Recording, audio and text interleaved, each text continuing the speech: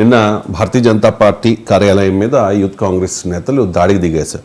కారణం ఏంటంటే ప్రియాంక గాంధీ బుగ్గల్లా ఢిల్లీ రోడ్లను వేస్తాను అని చెప్పి అనుచిత వ్యాఖ్యలు చేసిన రమేష్ బిధూరి వ్యాఖ్యలకు నిరసనగా భారతీయ జనతా పార్టీ కార్యాలయం మీదకి దాడికి వెళ్ళారు. అక్కడ ఒక రకమైన ఉద్రిక్త వాతావరణం నెలకొంది. ఇది పిరికి బంద చర్య అని కమెంట్ చేశారు కిషన్ రెడ్డి. మా కార్యకర్తలు తలుచుకుంటే గాంధీ భవన్ పునాదులు కూడా మిగలవు అంటూ బండి సంజయ్ హెచ్చరిక జారీ చేశారు. ఎవరి మీద దాడి చేసినా కూడా చట్ట ప్రకారం నడుచుకుంటాం, ఉపేక్షించం అని చెప్పి deputy CM Bhatti Vikramarka comment చేసిన పరిస్థితి కనిపిస్తోంది. ఈ దాడి తర్వాత భారతీయ జనతా పార్టీ కార్యాలయం దగ్గర చాలా ఉద్రిక్త వాతావరణం నెలకొంది సార్. అండ్ కిషన్ రెడ్డి కూడా దీని మీద స్పందించారు. ఒకసారి కిషన్ రెడ్డి గారు బయట ప్లే చేయండి. కాంగ్రెస్ పార్టీకి చెందినటువంటి కార్యకర్తలు గుండాలతో కలిసి చేసినటువంటి దాడిని నేను తీవ్రంగా ఖండిస్తున్నాను. పోలీసులను వెంట తీసుకొనిచ్చి బీజేపీ ఆఫీసు మెయిన్ గేట్ వరకు వచ్చి అక్కడ ఉండేటువంటి కార్యకర్తలను కర్రలతో రాళ్లతో దాడులు చేయడం, బీజేపీ ఆఫీస్ పైన రాళ్లు వేయడం, ఇది పోలీసులు ప్రేక్షక పోషించారు. నేను ఈ సందర్భంగా హైదరాబాద్ పోలీస్ కమిషనర్ను అడుగుతా ఉన్నాను, మీ పోలీసులు ఈ రకంగా వివరించడం ఎంతవరకు సమంజసం అడుగుతా ఉన్నాను. భారతీయ జనతా పార్టీ కార్యకర్తలను తలలు పగలగొట్టడం, రక్తం వచ్చే విధంగా రాళ్లతో కర్రలతో కొట్టడం, ఇది ఎక్కడ సమంజసం అని అడుగుతా ఉన్నాను. భారతీయ జనతా పార్టీ తలుచుకుంటే కాంగ్రెస్ పార్టీ కార్యకర్తలు రోడ్ల మీద తిరగలేరనే విషయాన్ని ఈ సందర్భంగా హెచ్చరిస్తా ఉన్నాను. కాంగ్రెస్ పార్టీ ఇంతవరకు ఇంకా వాళ్ళకు బుద్ధి రాలేదు. దేశంలో ఉన్నది 3 రాష్ట్రాల్లోనే. ఆ 3 రాష్ట్రాల్లో కూడా ఎలక్షన్స్ అయితే 3 రాష్ట్రాల్లో కాంగ్రెస్ ఓడిపోయే పరిస్థితి ఉన్నది. రోజు రోజుకు కనుమరుగవుతున్నటువంటి కాంగ్రెస్ పార్టీ పూర్తిగా నిరాశ నిస్పృహలతో ఈ రకంగా భౌతిక దాడులు చేయడం అవుతున్నదో राजा सिंह కూడా రెస్పాండ్ అయ్యారు. ఒకసారి రాజా సింగ్ గారు బయట. अभी न्यूज के माध्यम से मुझे ये पता चल रहा है कि भारतीय जनता पार्टी कार्यालय पर कांग्रेस के गुंडों ने हमला किया है. मैं शबरीमला मंदिर आया था केरला भगवान जी के दर्शन के लिए, और मैं न्यूज़ में देखने को मिला कि भारतीय जनता पार्टी कार्यालय पर अटैक हुआ और अंदर जो भारतीय जनता पार्टी के अधिकारी है उनको भी मार लगी और बहुत सारे कार्यकर्ताओं को भी मार लगी. लाठियों से, डंडों से, पत्थरों से भारतीय जनता पार्टी के कार्यालय पर अटैक हुआ. मैं मुख्यमंत्री रेवंत रेड्डी से पूछना चाहता हूं, क्या यही है तुम्हारी कांग्रेस? क्या यही है?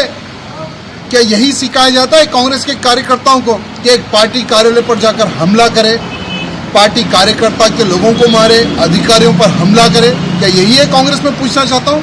आज तेलंगाना का law and order totally disturb ध्वंस हो चुका है.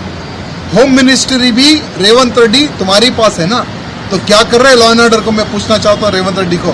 मैं रेवंत रेड्डी को सीरियसली एक ही बात कहना चाहूँगा, तुरंत माफ़ी मांगे. भारतीय जनता पार्टी के कार्यकर्ताओं से, अधिकारियों से माफ़ी मांगे. हम भी अगर चाहे तो कांग्रेस ऑफिस को जला सकते हैं, ध्वंस कर सकते हैं, बुलडोजर चला सकते हैं, लेकिन हमारी वो संस्कृति नहीं है.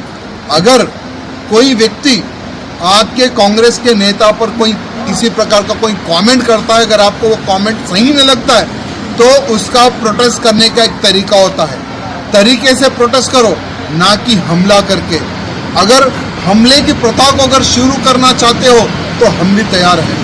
जिस भाषा में कांग्रेसी गुंडे समझेंगे उस भाषा में हम समझाने को तैयार है. रेवंत रेड्डी जी सावधान हो जाओ, हमसे नहीं टकराना. जो भारतीय जनता पार्टी से टकराएगा वो मिट्टी में मिल जाएगा. यहाँ बात रेवंत रेड्डी को समझने की आवश्यकता है. तुरंत मैं डीजीपी से निवेदन करना चाहता हूँ, जिन लोगों కాంగ్రెస్ వెర్షన్ ఏంటంటే భారత్ మాతాకి జై అంటూ భరతమాత బిడ్డ ప్రియాంకను అవమానిస్తారా అంటూ ఆ పార్టీ కాంగ్రెస్ సీనియర్ నాయకుడు జగ్గారెడ్డి కూడా క్వశ్చన్ చేస్తూ ఉన్నారు భారతీయ జనతా పార్టీని. ఆమె పైన మీ నేత వ్యాఖ్యలు చేయడం వల్లే యూత్ కాంగ్రెస్ నేతలు దాడికి దిగారు. మీ ఇంట్లో అమ్మని అక్కని అంటే మీరు ఊరుకుంటారా? అయినా కాంగ్రెస్ గాంధీ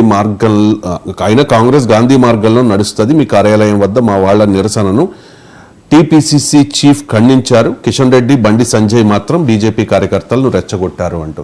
సో ఈ మొత్తం వ్యవహారం అంటే భౌతిక దాడులు అనేది కరెక్ట్ కాదు, కానీ క్షమాపణలు చెప్పాలి అంటూ భారతీయ జనతా పార్టీ కార్యాలయం మీదకి యూత్ కాంగ్రెస్ నేతలు వెళ్లారు.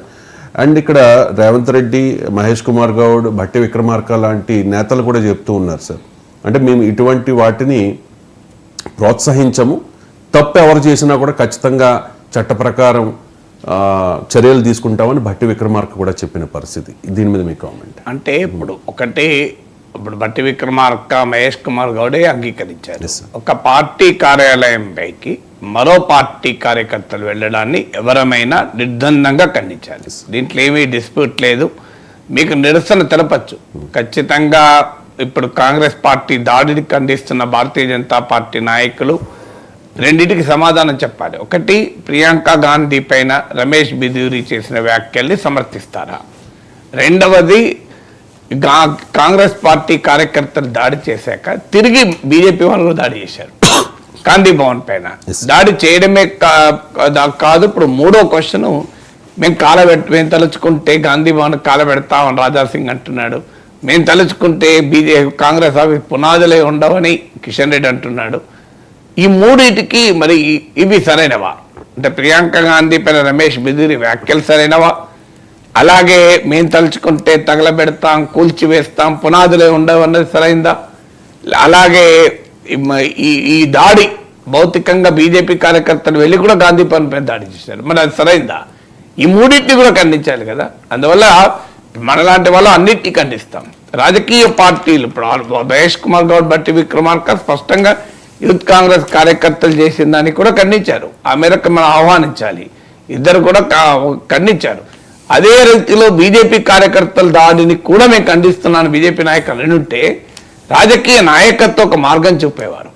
రాజకీయ నాయకత్వం ఒక మార్గం చూపాలి. కార్యకర్తలు ఎవరైనా తొందరపడి ఇలాంటి ప్రొవకేటివ్ చర్యలకు పోతే లీడర్షిప్ అయినా దాన్ని నిర్ద్వందంగా ఒక సంకేతాన్ని పంపించాలి. ఇప్పుడు పిసిసి అధ్యక్షుడు మహేష్ కుమార్ గౌడ్, ఉప ముఖ్యమంత్రి భట్టి విక్రమార్క కాంగ్రెస్ శ్రేణులకు ఒక క్లియర్ ఇండికేషన్ ఇచ్చారు, ఇది మేము యాక్సెప్ట్ చేయము, అంగీకరించము అని.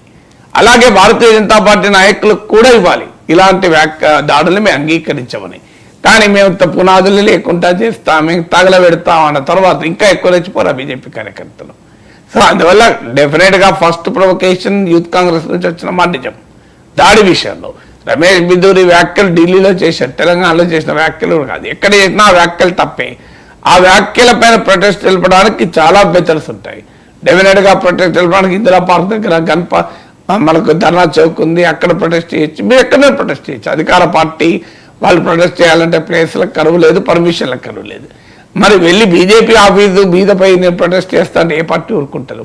బీజేపీ రాజకీయ పార్టీ కార్యాలయం మీదకి మేము వెళ్తాం, మీరు వాళ్ళు కామ్గా ఉండండి అంటే కామ్గా ఉంటారా? బీజేపీ కార్యకర్తలకు కూడా పౌరుషం ఉంటుంది కదా.